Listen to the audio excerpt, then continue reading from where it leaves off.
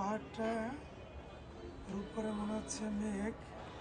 এই যে দূরে দেখা যাচ্ছে মেঘ, পাহাড়ের উপরে এত সুন্দর মনে হয় যেন গাছের উপরে, পাহাড়ের চূড়ায় গাছের উপরে লিফট দিয়েছে। কত সুন্দর, মনে হয় যেন নায়াগ্রা জলপ্রপাত, জলপ্রপাত থেকে যে রকম জল গড়িয়ে পড়ে, এখানে তদ্রূপ মনে হচ্ছে যেন জল গড়িয়ে পড়ছে। ওই দেখেন কত সুন্দর দেখা যাচ্ছে।